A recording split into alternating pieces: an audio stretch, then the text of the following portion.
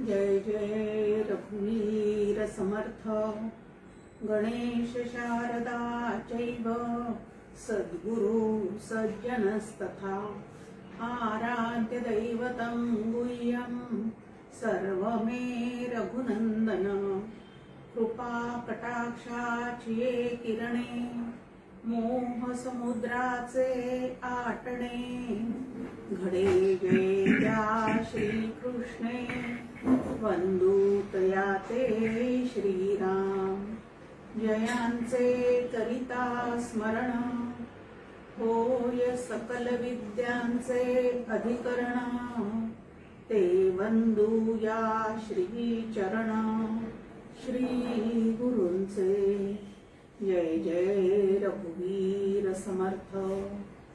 ओम सहनावतु सहनौ भुनक्तु सह वीर्यं करवावहि तेजस्विनावधीतमस्तु मा विद्विषावहि। ओम शांति शांति शांति।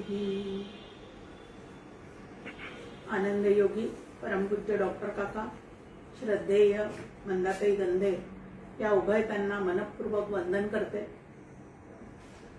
आणि कठोपनिषदाच्या श्रवणासाठी जमलेल्या सर्व साधकांना मनपूर्वक अभिवादन करते। आदरणीय मंदाताईंचे प्रवचन पुण्यामध्ये सुरू असल्यामुळे आणि तिकडे मला जायचं असल्यामुळे आपण वेळ बदलून आज प्रवचन जे आहे ते 1 वाजता ठेवलेलं आहे, कारण खूप गॅप गेली तर जो विषय आपला चाललेला आहे त्याविषयी परत मागे जाऊन सांगावं लागतं आणि अशी गॅप जाऊ न देण्यासाठी आपण वेळ बदलून आज प्रवचन या ठिकाणी करण्याचा प्रयत्न करणार आहे। कठोपनिषदातला द्वितीय वल्ली प्रथम अध्याय आपला सुरू आहे आणि 7 मंत्रांपर्यंत आपण आलेले आहोत। उपनिषदातले जे श्लोक असतात त्याला मंत्र म्हटलं जातं, कारण मननात त्रायते इति मंत्रः, की त्यातल्या शब्दांवर पदांवर विचार केल्यानंतर आपल्याला या संसार सागरातून तरून जाण्याची शक्ती प्राप्त होते जर ह्या श्लोकातल्या विचारांवर मनन केलं गेलं तर आपल्याला तरून जाण्याची शक्ती प्राप्त होते। म्हणून उपनिषदातल्या मंत्रांना श्लोकांना मंत्र म्हणण्याची पद्धत आहे। आत्म्याविषयी फार कमी लोक आत्मा जाणून घेण्याविषयी उत्सुक असतात। कित्येकांच्या तर कानावर आत्मा हा शब्दही कधी पडलेला नसतो आणि आत्मतत्वाविषयी बोलणारे सुद्धा कमी आहेत। बोलणारे जर असतील तरी सुद्धा आत्मा नावाचं तत्व जाणणारे हे फारच दुर्लभ असतात आणि म्हणून आत्मतत्वाचं निरूपण जे आहे ते अनेक जण जरी करत असले तरी आपल्यापर्यंत ते आत्मतत्व पोहोचणं जे आहे ते फारच आश्चर्यकारक आहे। असं आपण मागच्या वेळेला पाहिलं की आत्मज्ञानासंबंधीचा वक्ता दुर्लभ आहे, श्रोता दुर्लभ आहे, आत्मतत्वज्ञानाची जाण येणं हे सुद्धा अत्यंत दुर्लभ आहे। पण तरी आत्मज्ञानी वक्ता ज्याला प्राप्त झालेला आहे, म्हणजे आता इथं नचिकेताला यमदेवासारखा जो आत्मतत्व पूर्णपणे जाणतो असा जो वक्ता आहे तो त्याला भाग्याने त्या ठिकाणी प्राप्त झालेला आहे आणि म्हणूनच आत्मतत्वाविषयीचं जे काही तत्वज्ञान आहे ते आपल्याला ह्याच वक्त्याकडनं पूर्णपणे ऐकायचं आहे असा निश्चय जो आहे तो नचिकेताच्या बुद्धीमध्ये पूर्णपणे ठसलेला आहे। आता अनेक प्रकारांनी वर्णन केलेला असा जो हा आत्मा आहे तो सामान्य बुद्धीच्या माणसांना सांगूनही कळत नाही। का कळत नाही? तर आत्मा नावाचं तत्व जे आहे ते दृश्य अदृश्याच्या पलीकडचं आहे। एखादी गोष्ट जाणून घ्यायची असेल तर त्याला नाम असतं, रूप असतं, हातात लिहून किंवा तर्काने इतर शब्दांनी ती समजून सांगण्याचा प्रयत्न केला जातो, पण जे दिसत नाही, भासत नाही, कळत नाही, आमच्या समोर पदार्थ रूपाने कधीही उपलब्ध होत नाही, असं जे आत्मतत्व आहे ते जाणायचं असेल तर त्याला उपाय काय आहे? तर इथं या श्लोकामध्ये आपल्या समोर उपाय सांगितलेला आहे की अद्वैतावर आरूढ झालेल्या आचार्यांनीच उपदेश करायचे असे हे आत्मज्ञान आहे. जो शब्दज्ञाने पारंगतू ब्रह्मानंदे सदा डुल्लतू शिष्य प्रबोधिनी समर्थू यथा उचितू निज भावे, असं ज्या श्री गुरूंचं वर्णन केलेलं असतं की ज्यांच्याजवळ प्रबोधन शक्ती आहे, जे स्वतः अद्वैताचा अनुभव घेऊन त्या आत्मानंदी डुल्लत आहेत आणि शिष्याला व्यवस्थित पूर्णपणे जे आत्मज्ञान करू शकतात, प्रबोधन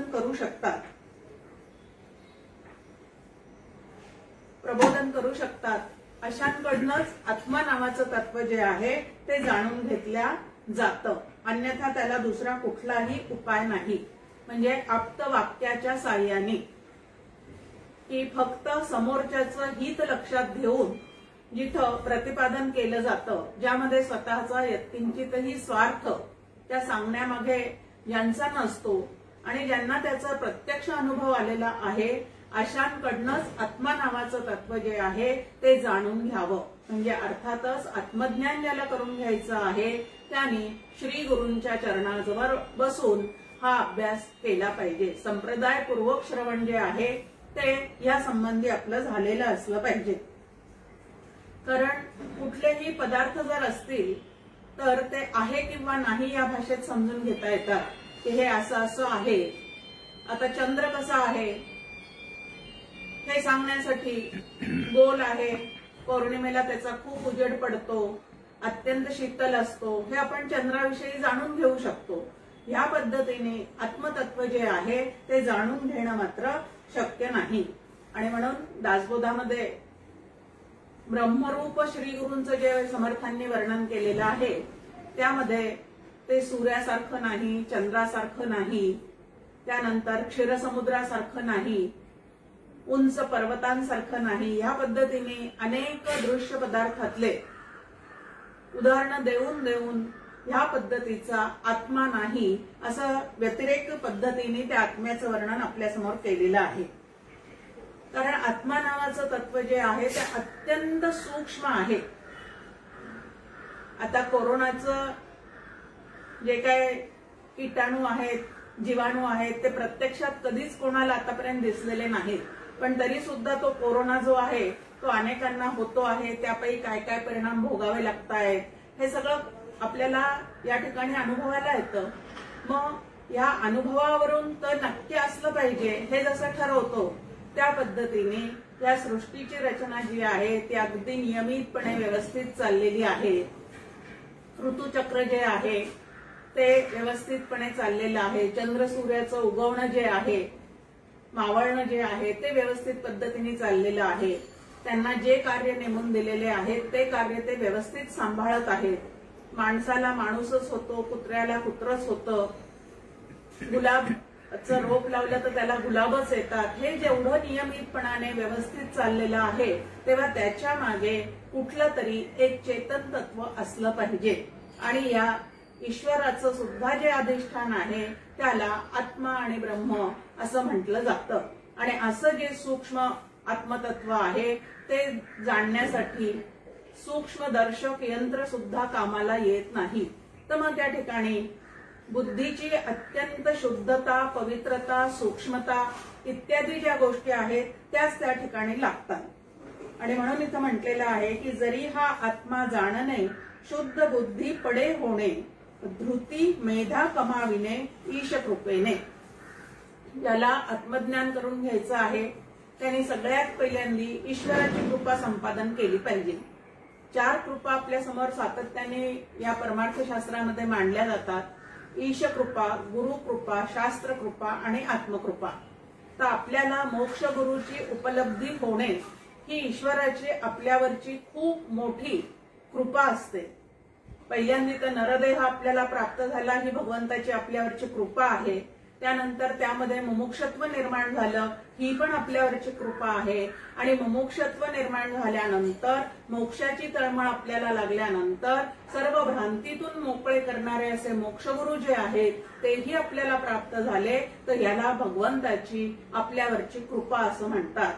आणि ही कृपा झाल्यानंतर श्री गुरूंनी दिलेली साधना जर आपण मनापासून जोपासलेली असेल आणि करत असू तर त्यामध्ये प्रतिभा जागृत होणे, त्यानंतर जे जे श्रवण केलेलं आहे ते शुद्ध आणि पवित्र झालेल्या बुद्धीला धारण करून ठेवण्याची शक्ती जी आहे ती त्या ठिकाणी सहजच असते.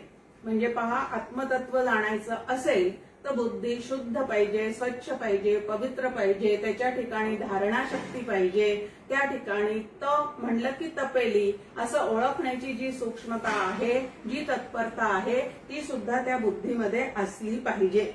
आता अशी बुद्धी जर आम्हाला कमवायची असेल तर अशी बुद्धी कमवण्याच्या आड काय येतं ते या ठिकाणी आपल्या समोर आहे की जो दृश्य जगतामध्ये अडकून पडलेला आहे, पंचविषयांमध्ये जो सातत्याने रममाण झालेला आहे, या पंचविषयातून मिळणारं सुख जे आहे तेच खरं सुख आहे असं ज्याच्या बुद्धीला वाटत चाललेलं आहे आणि ज्याच्या ठिकाणी सत्वगुणाची कमतरता आहे अशी बुद्धी जी आहे ती परमार्थ शास्त्राचा विचार व्यवस्थित करू शकत नाही. आणि म्हणून सत्वगुणाला साधनाचं साधन असं डॉक्टर काका नेहमी सांगतात. कुठलीही साधना जर तुम्हाला करायची असेल तर तत्पूर्वी आपल्या स्वभावामध्ये या 3 गुणांपैकी कुठला गुण वरचढ आहे हे आपणच आपल्या ठिकाणी आधी ओळखावं. आणि जर आपल्याला त्या आत्मतत्वाचं ज्ञान करून घ्यायचं असेल, जर आपल्याला त्या ईश्वराचं दर्शन करून घ्यायचं असेल तर आपल्या स्वभावातला सत्वगुण जो आहे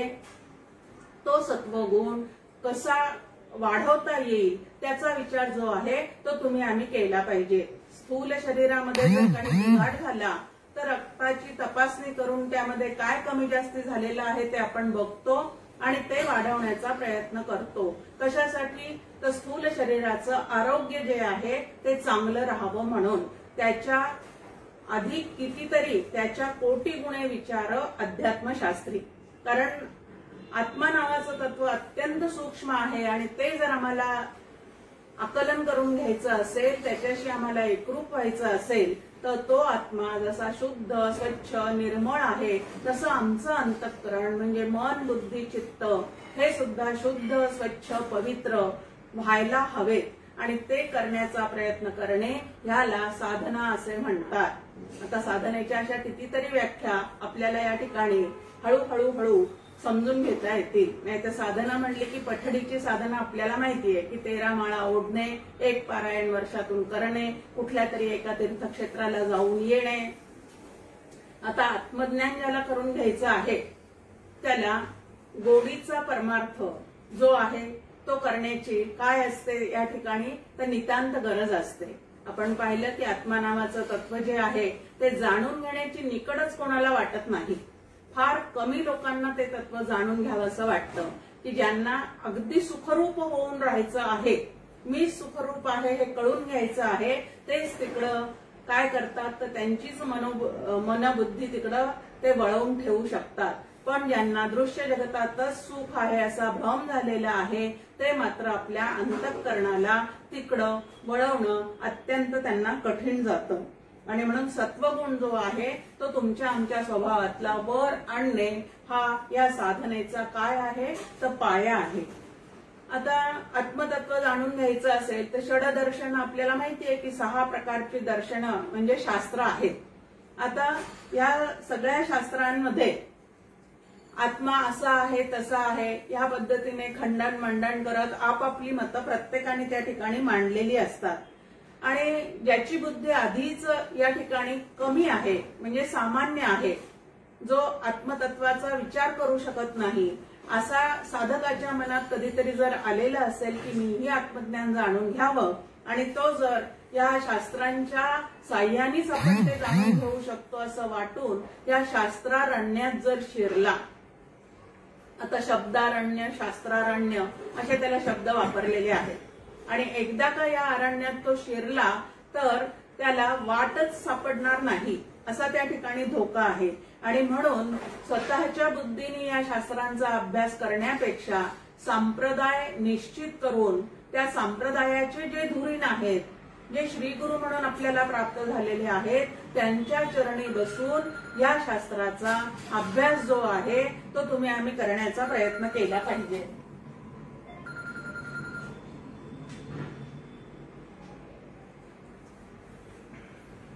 तो अभ्यास करण्याचा तुम्ही आम्ही केला पाहिजे. कारण यांची मतं कशी आहेत, तर कोणी म्हणतं आत्मा आहे, कोणी म्हणतं आत्मा कर्ता आहे, कोणी म्हणतं मृत्यूनंतर तो आत्मा शिल्लक राहत नाही, काही जण म्हणतात ते अत्यंत शुद्ध तत्व आहे, काही जण म्हणतात तो अत्यंत अशुद्ध आहे. या पद्धतीने प्रत्येक जण आपापलं मत मांडतात. आता या सगळ्यांनी पुरेपूर विचार केलेला असतो, भरपूर विचार करण्याचा प्रयत्न केलेला असतो, पण विचार करता करता आत्मज्ञान संपन्न होणारा सुद्धा यामध्ये एखादाच कोणीतरी विरळा असतो. आणि म्हणून आपण या शब्दारण्यात न शिरता शास्त्रावर, श्रीगुरूंवर, आता शास्त्रावर आणि श्रीगुरूंवर श्रद्धा ठेवली पाहिजे. श्रद्धेशिवाय परमार्थामध्ये एक पाऊल सुद्धा आपल्याला पुढे टाकता येणार नाही. आता श्रद्धा पाहिजे असं म्हटल्यानंतर आपल्या समोर लगेच दुसरा शब्द येतो की मग याला अंधश्रद्धा म्हणतात का? परमपूज्य डॉक्टर काका म्हणतात सुरुवातीला जी असते ती परमार्थ क्षेत्रात अंधश्रद्धाच असते.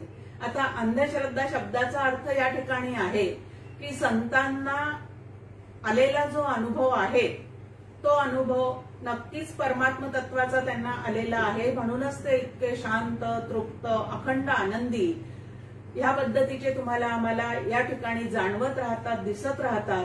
आता ज्या अर्थी त्यांची वागणूक या तऱ्हेची आहे त्या अर्थी त्यांना काहीतरी वेगळ्याच तत्वाची प्राप्ती झालेली आहे असं लक्षात घेऊन त्यांच्या शब्दांवर विश्वास ठेवून, श्रद्धा ठेवून आम्ही या मार्गामध्ये सुरुवातीला पाऊल पुढे टाकलं पाहिजे.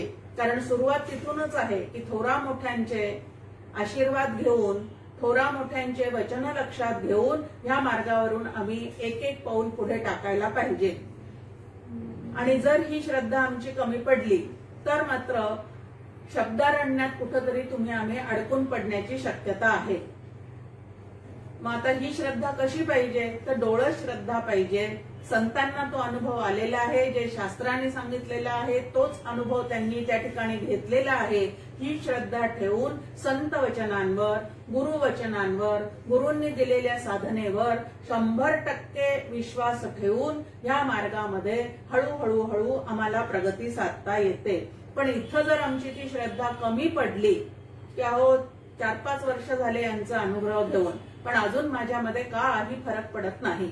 आता माझ्यामध्ये काही फरक पडत नाही हा श्रीगुरूंनी दिलेल्या साधनेचा दोष नाही, तर मला अजून ते त्यांनी सांगितलेलं आचरणात उतरवता येत नाही, मला अजून त्या साधनेची तेवढी गोडी वाटत नाही.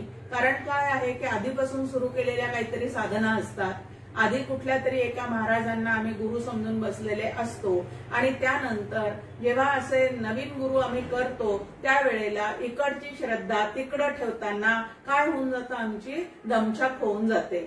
आता वास्तविक पाहता ही श्रद्धा व्यक्तीवरची नसून गुरुतत्वावरची आहे. हे जर आम्ही लक्षात ठेवलं तर गुरूंचे नामरूप जरी बदललेले दिसत असले तरी सुद्धा गुरुतत्व मात्र सर्वांमध्ये एकच पद्धतीने एकमेव अद्वितीय असं व्यापून राहिलेलं असतं. म्हणून त्या गुरुतत्वावर श्रद्धा ठेवायची आणि जे शास्त्राने सांगितलेलं आहे तेच माझे श्रीगुरु मला सांगतात असा पूर्ण भाव ठेवून जर आम्ही या ठिकाणी साधना करायला गेलो तर त्यामधून निश्चित असं काहीतरी फळ तुम्हाला आम्हाला प्राप्त होऊ शकतं. पण श्री गुरूंविषयी जर साशंक वृत्ती असेल तर मात्र ते आम्हाला काय होतं तर मागेच राहायला भाग पाडतं. आणि म्हणून इथं म्हटलेलं आहे की म्हणून आत्मज्ञाना लागी एकची समर्थ या जगी जो स्वयेची तया भोगी अद्वयानंदे. म्हणून आत्मज्ञान आम्हाला करून देण्याचं सामर्थ्य फक्त एकाच्याच ठिकाणी असतं की ज्यांनी त्याचा संपूर्णपणे अनुभव घेतलेला आहे. आता ही नित्य प्राप्ताची प्राप्ती आहे म्हणून ज्यांनी त्यांचा अनुभव घेतलेला आहे. आता हा अनुभव त्यांनी जो घेतलेला आहे तो अनुभव कशा पद्धतीचा आहे हे आम्हाला लक्षात यायचं असेल तर काही काळ तरी त्या सद्गुरूंच्या सहवासात घालवण्याची काय असते तर गरज शिष्यांना साधकांना जरूर असते. कारण त्या ठिकाणी बाहेरून दिसणं जे आहे ते तुमच्या आमच्या सारखंच त्यांचं वागणं बोलणं चालणं दिसतं, पण अंतःकरणातले जे विचार आहेत त्यांचे विचार आणि आपले विचार जे आहेत यामध्ये मात्र जमीन आसमानाचा फरक असतो, तफावत असते. मग सान्निध्यात राहिल्याशिवाय या गोष्टी ज्या आहेत त्या तुमच्या आमच्या लक्षात येत नाही. तो श्री गुरु स्वरूपी लीन जया नित्य आत्मदर्शन की तोची राहे होऊन निशंकपणे, की ज्याच्या ठिकाणी त्या आत्मज्ञानाविषयीची यत्किंचितही शंका राहिलेली नाही असा जो आहे, असे जे श्री गुरु आहेत की सर्व पारमार्थिक संकल्पना ज्यांच्या ठिकाणी स्पष्ट झालेल्या आहेत, त्यानंतर सांगण्यामध्ये यत्किंचित सुद्धा त्यांच्या ठिकाणी स्वार्थ नाही, तर समोर आलेला शिष्य हा सुद्धा पूर्णपणे ब्रह्मरूपच आहे, पण अज्ञानाच्या आवरणाखाली त्याचा तो आनंद, त्याचं ते आत्मज्ञान जणू काही झाकल्यासारखं झालेलं आहे. म्हणून त्याला फक्त ते आवरण दूर करण्यासाठी जी काही मदत करायची असते ती त्याला मनापासून करायची, असा भाव त्या श्रीगुरूंच्या ठिकाणी असतो. आणि त्यांच्या ठिकाणी त्यांना आत्मतत्वाचं निसंशय आणि निश्चयात्मक असं ज्ञान झालेलं असतं. आणि म्हणून आधी केले मग सांगितले असं ज्यांच्या ठिकाणी आहे त्यांचे शब्द तुमच्या आमच्या अंतःकरणामध्ये पूर्णपणे पोहोचून बिंबू शकतात आणि आम्हाला सुद्धा त्या आत्मतत्वाची ओढ लागू शकते. आणि इतर जे नुसते शब्दाच्या साह्याने, शब्द फ्लोराच्या साह्याने पांडित्यपूर्ण असे प्रवचन करत असतात त्यांचे शब्द मात्र आमच्या अंतःकरणापर्यंत पोहोचू शकत नाही. 1 तास मात्र अतिशय उत्तम गेला, अतिशय छान गेला, अहो काय छान त्यांनी सांगितलं, ह्या पद्धतीने आम्ही नंतर त्यावर चर्चा करतो. पण प्रत्यक्षात साधनेसाठी मला काय मिळालं असं जर आपण पाहायला गेलो तर त्यामध्ये ते मात्र अजिबात दिसत नाही. जयांचे करणे निरूपण तोची स्वये होय आपण, तोची ज्ञानी जाण समर्थ असे, की ज्याचं निरूपण करायचं आहे तेच तो होऊन राहिलेला असतो. समर्थांची या बाबतीमध्ये एक अतिशय सुंदर ओवी आहे. जयाचे हृदयी भगवंत अचळ राहिला निवांत, तो जे जे शब्द बोलत ते ब्रह्मनिरूपण, असं समर्थ म्हणतात. की अशी भगवत निष्ठा, अशी शास्त्रनिष्ठा, अशी गुरुनिष्ठा ज्याच्या अंतःकरणामध्ये अगदी दृढपणाने राहिलेली आहे, तो जे जे काही बोलतो ते आम्हाला त्या ब्रह्मस्वरूपाकडे घेऊन जाणारं असतं. तयाचे पिसाट शब्द सुखे म्हणो येती वेद, असं त्या संदर्भामध्ये ज्ञानेश्वर माऊलींचं सुद्धा आपल्याला सांगणं आहे. ऐशा समर्थाची हे वचनी भेटी सत्शिष्या काणी, अवस्था पदार्था भाविनी अनुभवा ये. खूप सुंदर पद्धतीने इथं आपल्या समोर डॉक्टर काका ओवी ठेवतायत की असे जे समर्थ सद्गुरू आहेत त्यांच्या समर्थ अशा वचनांच्या द्वारे ज्या वेळेला तो सत्शिष्य सर्वांगाचे कान करून ती वचन आपल्या हृदयामध्ये साठवून ठेवतो त्यावेळेला त्याला पदार्थ भाविनी ह्या अवस्थेपर्यंत पोहोचता येतं. आता हा काय नवीन शब्द आला? जसजसं शास्त्र जाणायला जावं, जसजसं हे उपनिषद ऐकायला जावं, तसतसे एक एक नवीन शब्द जे आहेत ते तुमच्या आमच्या समोर येतात आणि हे खूपच अवघड आहे का असं आपल्याला वाटतं. पण जे अवघड आहे ते सोपं करून घेण्यासाठी तर या पद्धतीचे उद्योग आपल्याला करावे लागतात. अवघड काहीच नाही, फक्त आपण आजवर ते ऐकलेलं नाही आणि तिथपर्यंत पोहोचलेले नाही आहोत आणि म्हणून ते तुम्हाला आम्हाला काहीतरी अवघड असं वाटल्यासारखं वाटतं. योग वासिष्ठामध्ये ज्ञानाच्या 7 भूमिका म्हणजे साधक अवस्थेतल्या आमच्या 7 भूमिका ज्या आहेत त्या सांगितलेल्या आहेत. आता त्या 7चं स्पष्टीकरण करणं हा आजचा आपल्या प्रवचनाचा विषय नाही, परंतु तरी सुद्धा त्या 7 अवस्था आपल्या कानावरून जाव्यात ह्याच्यासाठी त्या 7 अवस्थांचं शब्दोच्चारण मात्र मी करणार आहे. पहिलं आहे शुभेच्छा. थोडक्यात सांगायचं म्हणजे की आता काहीतरी या प्रपंचाचा नाद सोडून त्या ईश्वराची भेट घेतली पाहिजे. आत्मा आत्मा म्हणून सगळ्या अनेक प्रवचन कीर्तनामध्ये आपण ऐकतो, तो आत्मा आपण जाणून घेतला पाहिजे असं मनामध्ये वाटायला सुरुवात होणे याला शुभेच्छा म्हटलेलं आहे. शुभ म्हणजे काय, तर अत्यंत शुभ एकच तत्व आहे, याला परब्रह्म असं म्हणतात, याला आत्मा असं म्हणतात आणि याला भक्तीच्या भाषेमध्ये भगवंत किंवा परमेश्वर असं म्हणतात. तर त्याच्या भेटीची ओढ लागणं आणि मनामध्ये सारखे त्या पद्धतीच्या इच्छा निर्माण होणं याला शुभेच्छा असं म्हटलेलं आहे. नंतर सुविचारणा म्हणजे प्रत्यक्षात ही इच्छा पूर्ण करण्यासाठी संतांच्या संगतीमध्ये जाणे, त्यांची प्रवचनं ऐकण्याचा प्रयत्न करणे आणि त्या ज्या काय आपल्या मनातल्या शंका आहेत त्याचा निरसन करण्याचा प्रयत्न करणे याला सुविचारणा असं म्हटलेलं आहे. तनुमानसी म्हणजे जे जे आम्ही ऐकलेलं आहे, जे जे वाचलेलं आहे ते आमच्या आचरणात उतरतं की नाही हे पाहण्याचा प्रयत्न करणे याला तनुमानसी असं म्हटलेलं आहे. सत्वापत्ती म्हणजे स्वतःच्या स्वभावातला सत्वगुण जास्तीत जास्त त्या ठिकाणी वाढवण्याचा प्रयत्न करणे आणि सत्वापत्ती म्हणजे सत्वगुणाची माझ्यावर आलेली आपत्ती असं त्या ठिकाणी त्याची फोड करायची नाही, तर वाढलेल्या सत्वगुणामुळे येत चाललेले त्या ठिकाणचे अनुभव जे आहेत ते सुखद अनुभव त्या ठिकाणी घ्यायला सुरुवात होणे. असं सत्व म्हणजे या दृश्य जगताविषयी मी माझे विषयी तुम्हाला आम्हाला काय होऊन जातं या ठिकाणी, तर वैराग्य निर्माण होतं.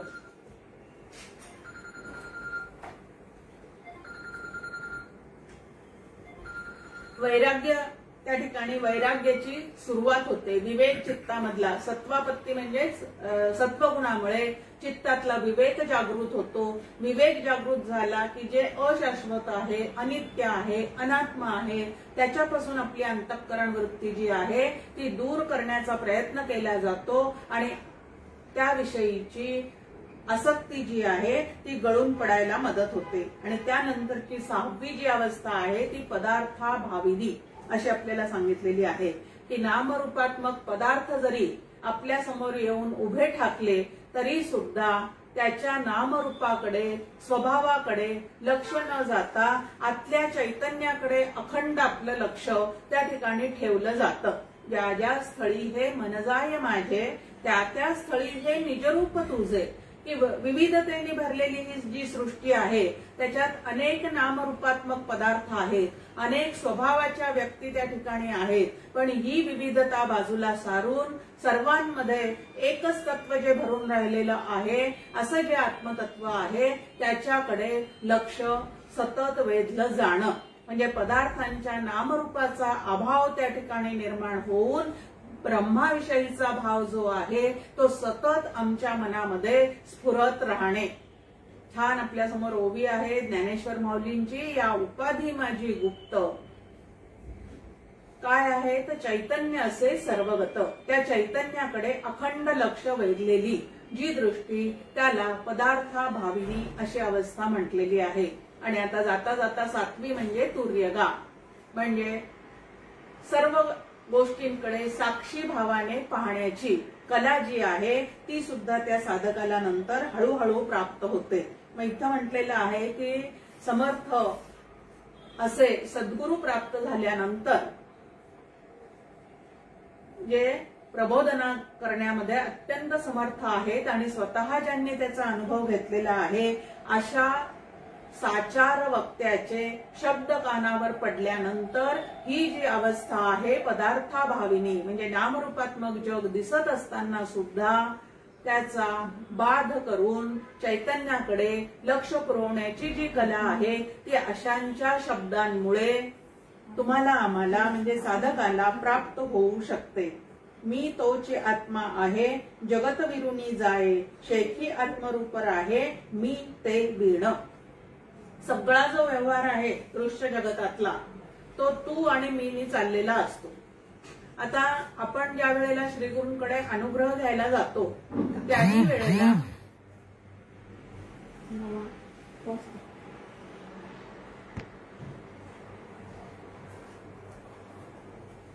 नवांगुळांचा फोन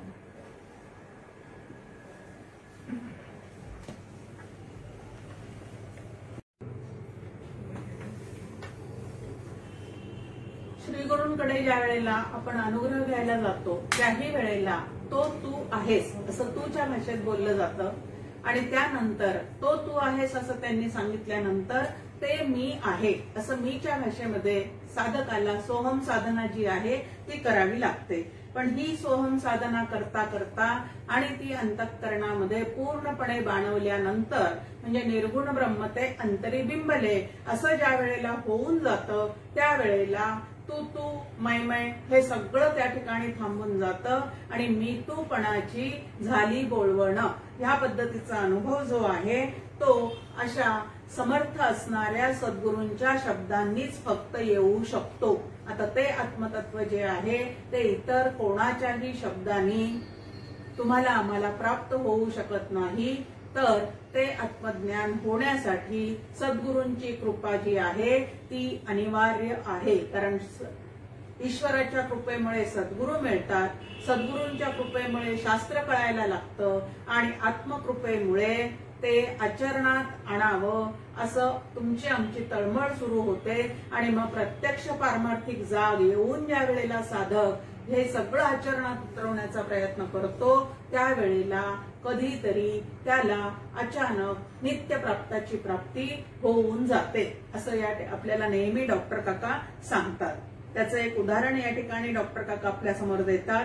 केळे मधुर राजेळे सुकविता होय सुकेळे ते पुन्हा न होई ओले तैसे जाणे. आता काका स्वतः कोकणस्थ असल्यामुळे राजेळे केळ्याचं उदाहरण जे आहे ते या ठिकाणी त्यांनी दिलेलं आहे की ते केळे सुकवले जातात आणि सुकवल्यानंतर अतिशय ते खायलाही चांगले लागतात, अनेक दिवस टिकतातही. पण असं सुकवलेलं केळ जे आहे ते परत काय होत नाही तर त्या ठिकाणी त्याला पाणी वगैरे अजिबात त्या ठिकाणी दिसत नाही, ते परत राजेळे होत नाही म्हणजे परत त्या ठिकाणी ते ओलसर होत नाही. दुसरा दृष्टांत आपल्या समोर आहे की एकदा ताकातून लोणी बाहेर काढल्यानंतर ते लोणी जसं परत ताकरूप कधी होऊ शकत नाही तसं मी आत्मा आहे असा ज्याला प्रत्यक्ष अनुभव आलेला आहे. आता या ठिकाणी प्रत्यक्ष अनुभव म्हणजे साक्षात तेच होऊन जो राहतो त्यालाच प्रत्यक्ष अनुभव म्हटलेला आहे. नाहीतर प्रत्यक्ष मी डोळ्यांनी पाहिलं म्हणजे माझ्या समोर ते घडलं या पद्धतीने आपण प्रत्यक्ष शब्दाचा अर्थ जो आहे तो व्यवहारामध्ये पाहतो. पण इथं ते तसं नाही. तर इथं प्रत्यक्ष म्हणजे साक्षात तेच होऊन जाणं त्यालाच आत्मतत्वाचा साक्षात्कार असं म्हणतात. आणि ते लोणी जसं परत ताकरूप होत नाही तसं जो साधक साधना करता करता निर्गुण परब्रह्म पूर्णपणे ज्याच्या अंगी बांधलं जातं आणि मी आत्मा आहे असा त्याला पूर्ण निसंशय बोध होतो त्यावेळेला परत तो प्रपंचरूप कधीही होऊ शकत नाही. प्रपंचात जरी वागताना दिसत असला प्रारब्धानुसार तुमच्या आमच्यासारखे व्यवहार करताना जरी दिसत असला तरी त्याच्या या बोधाला कधीही आडकाठी निर्माण होत नाही. मी ब्रह्म आहे हा निश्चय त्याच्या बुद्धीचा कधीही ढळत नाही. आणि म्हणून तो कसा असतो तर आनंदाचे डोही आनंद तरंग आनंदाची अंग आनंदाचे हा जो काय अनुभव आहे तो त्यांच्या ठिकाणी असतो. आता हे जे आत्मतत्व आहे ते व्यवहारामध्ये आपण कुठलीही गोष्ट जाणायची असेल तर काही गोष्टी तर्काने जाणतो, काही गोष्टी ज्या आहेत त्या इतरांच्या शब्दांनी जाणल्या जातात. आता मुलं सगळे फॉरेनला जातात आपल्याला माहिती आहे, तिकडच लग्न करतात, तिकडच लग्न केल्यानंतर तिकडच त्यांना मुलं बाळ होतात. आता आपण इकडं असतो आणि तिकडं त्यांना मुलं बाळ झालेले असतात पण त्यांनी फोन केल्यानंतर ते आपलेच आहेत आणि आपल्या मुलांनी आपल्याला फोन करून जर सांगितलं की मला मुलगा झाला मला मुलगी झाली तर ते न पाहता सुद्धा त्या शब्दाद्वारे आपण आजी आजोबा झालो असं इकडे बसून आपण समजतो की नाही. आता त्यांच्या शब्दावर विश्वास का बसलेला आहे तर ते आपले आहेत हा त्या ठिकाणी भाव निर्माण झालेला आहे. तसं श्री गुरु हे आपले आहेत, माझे आहेत असा भाव ठेवून ज्या वेळेला आपण त्यांचं म्हणणं ऐकतो त्यावेळेला त्या शब्दांनी जे आहे ते आत्मज्ञान म्हणजे मी आत्मा आहे असा बोध जो आहे तो तुम्हाला आम्हाला निसंशय होऊन जातो. पण इतरांच्या शब्दांनी ब्रह्म समजायला फार कठीण आहे. कारण इतरांना ज्याला त्याचा अनुभव नाही तो आम्हाला तिथपर्यंत कधीही नेऊन पोहोचवू शकत नाही. त्यानंतर तर्काच्या साह्याने काही काही गोष्टी आम्ही व्यवहारामध्ये जाणत असतो. एखादं मूल लहान खूप रडायला लागलं रात्रभर, तर तर्क करतो आपण की त्याचं काहीतरी दुखत असलं पाहिजे. मग त्याला हे देऊन पहा, ते देऊन पहा, त्याच्या सर्व अवयवांना हात लावून पहा, कुठं काय दुखतंय ते पहा. म्हणजे त्याच्या रडण्यावरून त्याला काहीतरी दुखतं आहे, खुपतं आहे हे तुमच्या आमच्या लक्षात येतं.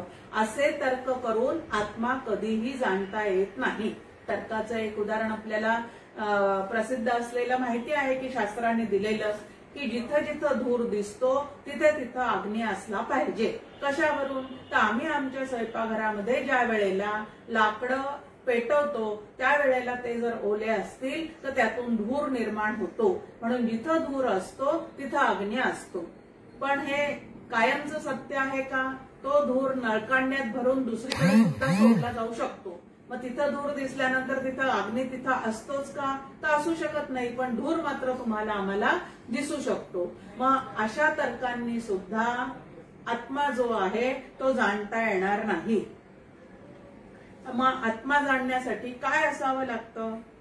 तर विवेक आणि वैराग्य ह्या दोन गोष्टीची साधन चतुष्टय संपन्नता होण्याची, तो अधिकार कमावण्याची मात्र निश्चित गरज असते. व्यवहारात आपण पाहतो की एखाद्याला मेडिकलला जायचं असेल तर त्याला विशिष्ट ग्रुपमध्ये तेवढं पर्सेंटेज जे आहे ते आवश्यक असतंच. ते पर्सेंटेज न मिळवता तो मेडिकलला जाऊ शकत नाही. ते पर्सेंटेज मिळवल्याशिवाय एखादा विद्यार्थी इंजिनिअरिंगला जाऊ शकत नाही. या पद्धतीने की जिकडं आम्हाला जायचं आहे त्याच्यासाठीच्या ज्या काही अटी आहेत तेवढ्या अटी पूर्ण कराव्या लागतात, मगच आम्हाला तिकडं जाता येतं. आता मिलिटरीत वगैरे जायचं असेल तर त्या ठिकाणी सगळं फुल बॉडी चेकअप करावी लागते आणि तिथे एवढंही काही जरी न्यून आढळलं तर त्यांना तिकडं प्रवेश मिळत नाही. त्या पद्धतीने जो साधन चतुष्टय संपन्न नाही, ब्रह्मसूत्राची सुरुवातच आपल्या समोर आहे, अथातो ब्रह्म जिज्ञासा, की तुमचं चित्त शुद्ध झालेलं आहे, तुमचं चित्त शांत झालेलं आहे, तुमच्या ठिकाणी साधन चतुष्टय संपन्नता पूर्ण आलेली आहे.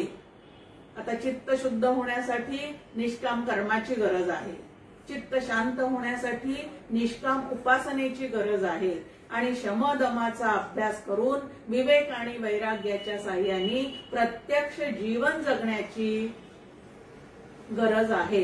आणि हे ज्या वेळेला आम्ही पूर्ण करतो त्यावेळेला अथातो ब्रह्म जिज्ञासा.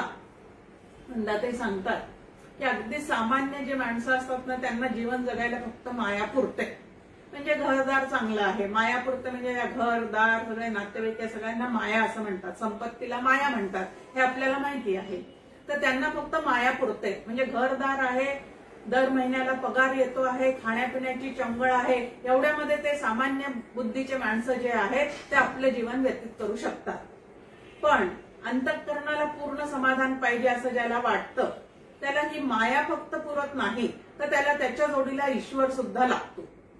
आणि ह्याच्याही पलीकडे सूक्ष्म विचार करणारा आहे त्याला फक्त माया पुरत नाही, फक्त ईश्वर उपासनाही पुरत नाही, तर ही ईश्वर उपासना करून मला पूर्ण ब्रह्मरूप व्हायचं आहे आणि त्यासाठी मला मोक्षगुरूंची आवश्यकता आहे, हे त्याच्या लक्षात येतं. म्हणजे ज्याला मोक्ष पाहिजे त्याला मोक्षगुरूंची काय आहे तर नक्की आवश्यकता आहे. आणि जो त्यांच्या चरणी बसतो तो हळूहळू पुढे पुढे आपला प्रवास करत राहतो. इथं नचिकेताची परत एकदा स्तुती करत आहेत यमदेव की हे नचिकेता, या आत्मज्ञानासाठीचे जेवढ्या काही गोष्टी आवश्यक असतात त्या सगळ्या तुझ्या ठिकाणी मला परिपूर्णतेने असलेल्या दिसत आहेत. की ही जी शास्त्रांनी आचार्यांनी दिलेली बुद्धी आहे आत्मतत्व जाणून घेण्याविषयीची, तिचा विकास तुझ्या ठिकाणी मला पूर्णपणे झालेला दिसतो. कोरड्या तर्काने काही जाणून घेण्याचा प्रयत्न केला तरी सुद्धा ते त्या ठिकाणी फलद्रूप होऊ शकत नाही. म्हणजे तुझी बुद्धी शुद्ध आहे, स्वच्छ आहे, पवित्र आहे. तू तर्कट नाहीस, तू श्रद्धावान आहेस. श्रद्धावान लभते ज्ञानम, की जो श्रद्धावान आहे त्यालाच या ठिकाणी ज्ञान होऊ शकतं. मग आता हा कसा आहे तर ह्या सगळ्या पद्धतीने जितक्या पद्धतीने त्या आत्मज्ञान जाणण्यासाठी बुद्धीचा विकास व्हायला पाहिजे तशी पूर्ण बुद्धी ह्या नचिकेताला प्राप्त झालेली आहे. आणि त्या ठिकाणी यमदेव म्हणतात, म्हणजे श्री गुरु त्याला म्हणतात की आहा, तुझी धारणा सत्यपूर्ण आहे, की तुझ्या बुद्धीने जे आत्मतत्व जाणण्याविषयीची पक्की धारणा करून ठेवलेली आहे तिचं कौतुक करावं तेवढं कमीच आहे. आणि पुढे ते म्हणतात की तुझ्यासारखा आत्मतत्व जाणण्याची तळमळ असणारा शिष्य मला वारंवार मिळो. पहा काय आहे या ठिकाणी, शिष्य अनेक असतात पण आत्मज्ञानाची तळमळ प्राप्त झालेला शिष्य जो आहे तो विरळाच असतो. आपण सातत्याने उदाहरण पाहतो की विवेकानंद भेटल्यानंतर रामकृष्ण परमहंसांना अतिशय आनंद झाला होता, कारण बाकीचे जे आहे ते गोंदवलेकर महाराजांच्या भाषेत सांगायचं झालं तर हिंग जिऱ्याचे गिराईक असतात आणि कस्तुरीचे गिराईक मात्र अत्यंत कमी असतात. महानचिकेता जो आहे तो अत्यंत सूक्ष्म असणारं आत्मतत्व जाणण्याचा प्रयत्न करणारा आणि तेच जाणायचं अशी निष्ठा बाळगणारा आहे. त्याला इतके प्रलोभन दाखवून सुद्धा तो त्याच्या ह्या विचारांपासून अजिबात ढळलेला नाही. सम्यक ज्ञान जै जाणणे शरण श्री गुरु ते जाणे, जेथे ज्ञानाचे बियाणे जिवंत असे. श्री गुरूंनाच आत्मबोध करण्यासाठी शरण जावं लागतं. कशासाठी तर श्री गुरूंच्या ठिकाणीचं जे ज्ञान असतं ते त्या ज्ञानाला कशा कशाचा स्पर्श झालेला आहे, त्यांच्या ठिकाणी झालेल्या ज्ञानाला पूर्ण स्वानुभवाचा स्पर्श आहे. आणि आपल्याला जो स्वानुभव आलेला आहे तोच इतरांना देण्यासाठीची तळमळ प्रत्येक जीव ब्रह्मरूप असून सुद्धा रडारडी करतो हे त्यांना पाहवत नाही. म्हणून आपणासारिखे करीती तात्काळ अशी जी तळमळ आहे ती या श्री गुरूंच्या ठिकाणी असते. म्हणून श्री गुरूंनी दिलेलं ज्ञान असू दे, श्री गुरूंनी दिलेलं नाम असू दे, त्याला सबीज असं म्हणतात. की ते बीज पेरल्यानंतर त्या ठिकाणी अंकुर जो आहे तो त्या ठिकाणी उगवतोच उगवतो. म्हणून हे ज्ञानबीज जे आहे ते जिवंत असते असं म्हटलेलं आहे. ज्ञान हे जेथे रुजे ती सुबुद्धीची पाविजे, तर्काची एक क्षेत्री कुजे भ्रमप्रमादे. की ज्याची बुद्धी भ्रष्ट आहे, ज्याची बुद्धी नुसतीच तर्कट आहे, ज्याची बुद्धी वाकडी आहे. आता पहा बुद्धी सगळ्यांनाच आहे पण त्या बुद्धीचे किती प्रकार असू शकतात. शुद्ध, स्वच्छ, पवित्र, विवेकी, वैराग्यशील अशी पण असू शकते.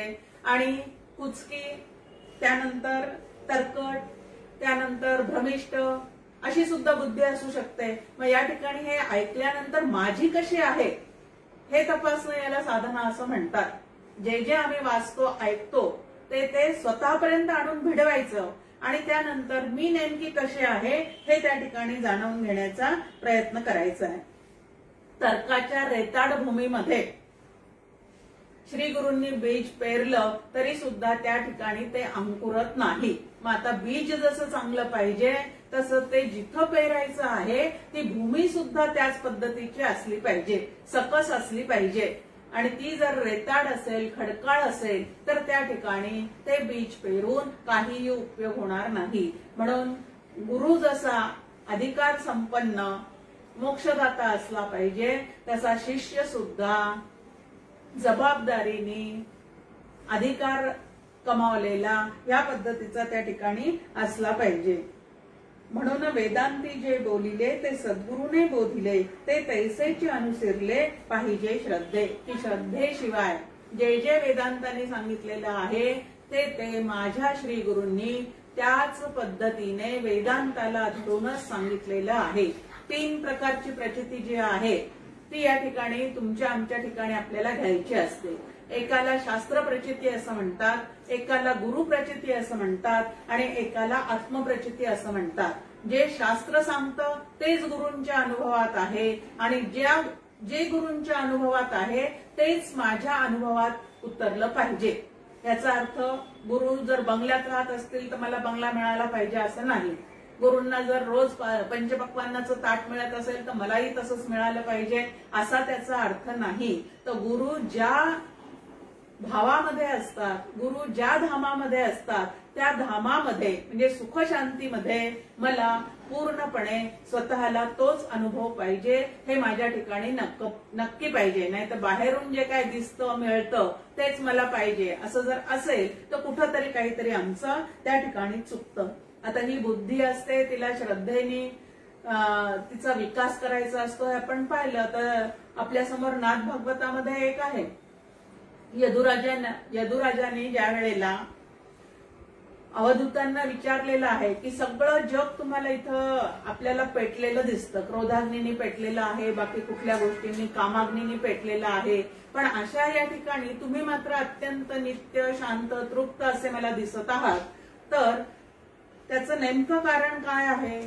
तर या ठिकाणी त्याला उत्तर दिलेलं आहे की या संसारू तरावया सद्बुद्धी पाहिजे गा राया, इतर आणिक उपाया रिगमू नाही. की सद्बुद्धीचा विकास केल्याशिवाय तुम्हाला या भवसागरातून स्वतःला तारून नेता येणार नाही. आणि म्हणून सद्बुद्धीचा विवेक म्हणजे सत्कडे नेणारी बुद्धी, सदाचरण करायला लावणारी बुद्धी, सत्कार्य करायला लावणारी बुद्धी, अशी जी बुद्धी आहे तीच आम्हाला या परमार्थ क्षेत्रामध्ये पूर्णपणे उपयोगाला येणार आहे. आता या सद्बुद्धी विषयी ज्ञानेश्वर माऊली सुद्धा आपल्याला सांगतात की ही सद्बुद्धी म्हणजे नेमकी काय आहे?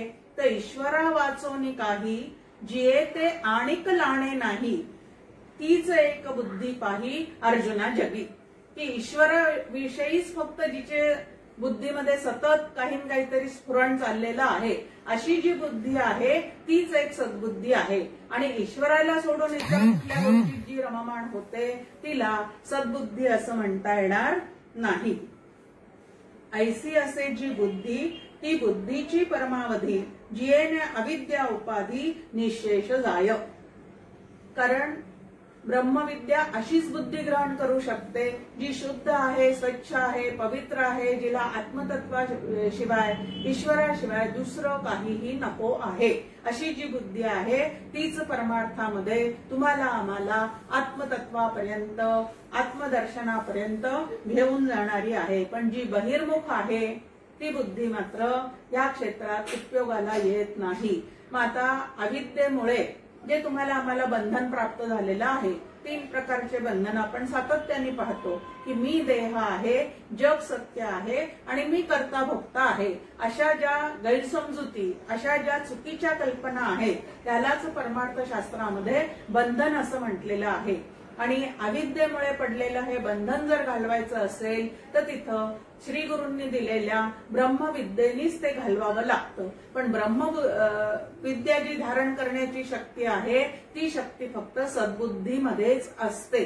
आणि म्हणून सद्बुद्धीचा विकास केल्याशिवाय, श्रद्धेने त्या ठिकाणी प्रवास केल्याशिवाय तुम्हाला आम्हाला काय करता येत नाही, तर अविद्येचा निराश करता येत नाही. आणि जोपर्यंत अविद्या घालवता येत नाही तोपर्यंत आत्मदर्शन जे आहे ते आत्मा शब्द माहिती असला तरी सुद्धा दर्शन मात्र त्याचं होऊ शकत नाही. आणि म्हणून इथं म्हटलंय तुझ्या बुद्धीची धारणा पाहिली असाधारणा, करो ऐसेची विचारणा पुढती कोणी. आणि म्हणून त्या ठिकाणी सद्बुद्धीच पाहिजे असं प्रामुख्याने सांगितलेलं आहे. त्यानंतर स्वतःचं एक उदाहरण या ठिकाणी यमदेव त्याला सांगतायत 10व्या मंत्रामध्ये की अनित्य कर्मातून ज्या फलांची प्राप्ती होते ते फल सुद्धा शेवटी अनित्यच असतं. मंदाताईंचं एक छान आपल्यासमोर वाक्य आहे की अनित्याच्या पसारामध्ये गमावलेली बुद्धी ती नित्याच्या विचाराशिवाय परत आपल्याला प्राप्त होऊ शकत नाही. मग नित्य काय आहे? एक परमात्माच आहे. आणि अनित्य काय आहे? हा सगळा समग्र संसार, माझ्या पिंडाचा आणि ब्रह्मांडाचा संपूर्ण असा जो काही संसार आहे तो मात्र कसा आहे तर अनित्य आहे. आणि अनित्याने नित्याची प्राप्ती होऊ शकत नाही. आता तुमचा आमचा देह जो आहे तो पण कसा आहे तर कायम टिकणारा नाही, नित्य टिकणारा नाही. म्हणून देह अनित्य आहे. जग कसं आहे, देहाच्या मानाने जरी त्याला आयुष्य भरपूर असलं तरी सुद्धा ते जग जे आहे ते अनित्यच आहे. मग अनित्य देहानी, अनित्य संसारामध्ये अनित्य जगतामध्ये कितीही कर्म करून त्याला नित्य आत्मतत्वाची प्राप्ती होणार आहे का? मग मुद्दा आहे या ठिकाणी वस्तू सिद्धिर विचारेन न कश्चित कर्म कोटी भी.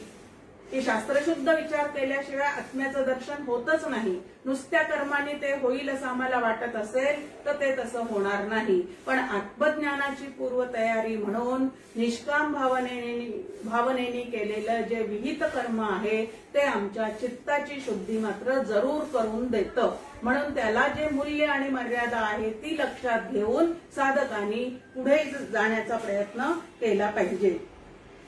इथं भगवान यमदेव म्हणताय की मला ठाऊक आहे की कर्माची फलरूप संपत्ती अनित्य आहे, कारण अनित्य साधनाने नित्य प्राप्ती कधीच होत नाही. मीही अनित्य असे नचिकेताग्नीचे. आता त्याला यमदेवाचं पद का प्राप्त झालं ते सांगताना या ठिकाणी यमदेव म्हणतात की मी सुद्धा नचिकेताग्नीचं चयन साधन जे आहे ते केलेलं आहे, बिनचूक केलेलं असल्यामुळे मला यमपदाची प्राप्ती झालेली आहे. पण हे यमपद सुद्धा शेवटी नाशिवंत आहे. आणि हे सगळं ओळखून तुकाराम महाराज आपल्याला एका अभंगामध्ये सांगतात, ब्रह्मादिक पदे दुःखाची शिराणी तेथे दुष्टित झणी पडो नेदी. की ब्रह्मा देवापर्यंतची पदे जी आहेत ती सगळी नाशिवंत आहेत. आणि म्हणून या नाशिवंत पदांच्या मागे लागण्यापेक्षा शाश्वत असणारं जे पद आहे याला भक्तीच्या भाषेमध्ये विष्णुपद असं म्हणतात आणि शास्त्राच्या भाषेमध्ये ब्रह्मपद असं म्हणतात. त्या पदाची प्राप्ती होण्यासाठी तुम्ही आम्ही काय केलं पाहिजे तर मनापासून प्रयत्न केले पाहिजेत. कारण बाकीची पद ही सगळी कशी आहेत तर अशाश्वत आहेत. आमचं कुटुंब प्रमुख पद सुद्धा मुलाचं लग्न होईपर्यंत आमच्याकडे असतं. मुलाचं लग्न झाल्यानंतर त्याचा संसार सुरू झाल्यानंतर ते पद त्याला आपोआप त्या पदावर नेऊन बसवतं आणि तो आपल्याला सांगतो की तुम्हाला काय कळतं. ह्या पद्धतीने आपल्या समोर ते येऊन जातं. मग ते सुद्धा नाशिवंत आहे. कर्मे फळ मिळे विनाशी गाठी न पडे वस्तूशी माझीची अवस्था ऐसी जाणत असे मी. ह्या कर्मांमुळे शुद्ध पद्धतीने ती जर केलेली असतील तर नियोजित फळ जे आहे ते त्यातून प्राप्त होतच. पण निष्काम भावनेने जर ते तुम्ही आम्ही केलेले असतील तर तुम्हाला आम्हाला ब्रह्मपदाची सुद्धा प्राप्ती होऊ शकते. म्हणून यज्ञ वगैरे जे काय तुम्हाला आम्हाला सांगितलेले आहेत कर्म मार्गामध्ये ते सुद्धा करत असताना कुळकुळाचार आपल्यासमोर तुकाराम महाराजांचं सांगणं आहे की आपले कुळकुळाचार निष्काम भावनेने जर आपण आचरण करत राहिलो तर आपल्या चित्तशुद्धीसाठी आणि पवित्र बुद्धीसाठी त्याचा आपल्याला नक्की उपयोग होतो. आणि म्हणून यात काय पडलं त्यात काय पडलं ते केलंच पाहिजे का, या सगळ्या अंधश्रद्धा आहेत असं न म्हणता ते केलंच पाहिजे असं आपल्यासमोर संतांचं सांगणं आहे. इथं म्हटलेलं आहे की स्वर्गादी लोक जे आहेत त्यांना सुद्धा भूलोकापेक्षा नित्य म्हटलेलं आहे. पण ते सापेक्षतेने आहे की मृत्यू लोकापेक्षा ते काय आहे ते जास्ती नित्य आहे. परंतु खरं नित्य तत्व एकच आहे आणि त्याला ब्रह्म असं म्हणतात. आणि ते ब्रह्म प्राप्त करण्यासाठी तू अत्यंत तत्पर आहेस, निष्ठावान आहेस असं त्याला परत 11व्या श्लोकात सांगतात की हे नचिकेता तू अतिशय बुद्धिमान आहे. आता पहा, आपण स्वतःला जेव्हा बुद्धिमान समजतो तेव्हा आपण किती त्या ठिकाणी स्वतःची फसवणूक करतो ते हे श्लोक पाहिल्यानंतर आपल्याला लक्षात येईल. इथं नचिकेताला बुद्धिमान म्हटलेलं आहे यमदेवांनी. कशासाठी त्याला बुद्धिमान म्हटलेलं आहे? अनेक तऱ्हेचे श्रेष्ठ भोग, त्यानंतर लौकिक प्रतिष्ठा तुला प्राप्त होईल अशा अनेक गोष्टी मी तुला द्यायला तयार होतो. अनेक यज्ञ करून जे फळ लोकांना मिळत नाही ते माझ्या आशीर्वादाने तुला प्राप्त होऊन जाईल असंही मी तुला सांगितलेलं होतं. पण तरी सुद्धा ह्या सगळ्यांकडे पाठ फिरवून तू आत्मज्ञानाची तळमळ करणारा आणि आत्मज्ञानच जाणून घेणारा त्या बाबतीमध्ये अत्यंत निष्ठेने तत्पर आहेस आणि म्हणून तो बुद्धिमान आहे.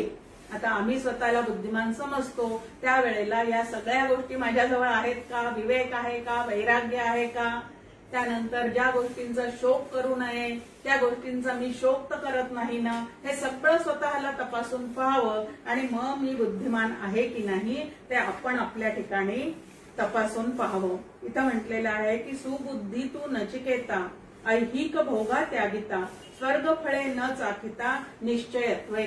की मृत्यू लोकातली तर फळं तुला नकोच होती, पण स्वर्ग सुखाची सगळी फळं जी आहेत ती मी तुझ्या समोर उभी करणार होतो, पण त्याच्याकडे सुद्धा तू काय केलेलं आहेस तर पाठ फिरवलेली आहेस. त्यामुळे एवढा कुमार वयातला हा किती धैर्यवान आहे, किती विवेकी आहे, जेवढं त्याचं कौतुक करावं तेवढं कमीच आहे असं या ठिकाणी यमदेवांना वाटतंय. तू ते आत्मज्ञानी आस तोडिले विषयांचे पाश साऱ्याची दैवी गुणास पावलासी. फार महत्वाचं आहे. 2 प्रकारची संपत्ती 16व्या अध्यायामध्ये आपल्या समोर भगवद्गीतेच्या ठेवलेली आहे. एकाला आसुरी संपत्ती म्हणतात, एकाला दैवी संपत्ती असं म्हणतात. आता सत्वगुणी जो असतो तो दैवी संपत्ती जी आहे ती त्याच्याजवळ सहजच हळूहळू येत जाते. आणि ती दैवी संपत्ती म्हणजे नेमकं काय आहे? अभयम सत्व संशुद्धी असं आपल्या समोर मांडणी आहे त्या 16व्या अध्यायामध्ये, की ज्याचं चित्त जे आहे ते अभय आहे, म्हणजे कशाचंही त्याला भय नाही. आता कशाचंही भय नाही म्हणून तो कसंही वागतो असातला भाग नाही. तर काय आहे तर कुठलं भय त्याला नाहीये की देव माझं काही वाकडं करेल असं ज्याच्या बुद्धीला कधीच वाटत नाही. असं अभय बुद्धी जी आहे ती त्याला प्राप्त झालेली आहे.